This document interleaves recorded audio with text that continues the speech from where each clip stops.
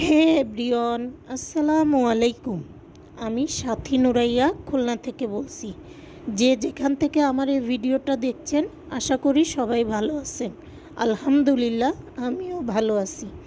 তো আমি আজ সন্ধ্যার চা বানাতে চলে আসছি। আজ আমি মশলা চা তৈরি করব।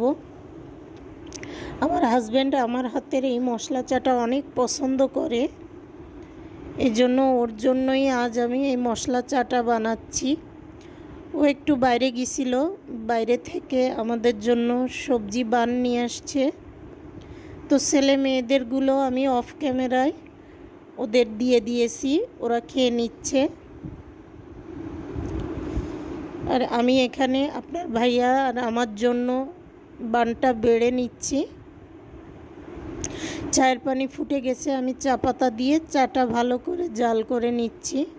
এখনো অবধি যে আমার এই ভিডিওটি কন্টিনিউ করছেন, অবশ্যই একটি লাইক দিয়ে কন্টিনিউ করবেন। আপনাদের একটা লাইকই আমার ভিডিওগুলো অসংখ্য ভাইয়া আপুদের কাছে পৌঁছে দিবে। সো আমি রিকোয়েস্ট করব, প্লিজ একটি লাইক দিয়ে দিবেন। চা হয়ে গেছে, এবার আমি কাপে বেড়ে নিব। এই জন্য কাপে চিনি দিয়ে দিচ্ছি। এরই মধ্যে মেয়ের টিচার চলে আসছে। ভাবলাম যখন বানাচ্ছি চা, একসঙ্গে টিচারটাও দিয়ে দিই, তাই আমি 3টা কাপে বেড়ে নিচ্ছি। আমার ভিডিওটা যদি কারো কোথাও একটুও ভালো লেগে থাকে, আমার চ্যানেলটা সাবস্ক্রাইব করে আমার পাশে থাকবেন। পাশে থাকা বেল আইকনটি ক্লিক করে রাখবেন, তাহলে আমি ভিডিও ছাড়ার সঙ্গে সঙ্গে আপনাদের কাছে নোটিফিকেশন চলে যাবে।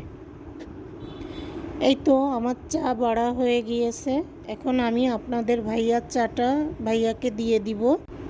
আমার ভিডিওর ভিতরে যে ভুলগুলো আছে, কিছু আপু আমার ভুলগুলো ধরিয়ে দিচ্ছেন। আপু, আপনাদের অসংখ্য ধন্যবাদ আমার ভুল ধরিয়ে দেওয়ার জন্য। এভাবেই আমার পাশে থাকবেন, আমার ভুলগুলো ধরিয়ে দিবেন। ভিডিওতে অনেক ভুল ত্রুটি থাকতে পারে, অবশ্যই সবাই ক্ষমাসুন্দর দৃষ্টিতে দেখবেন।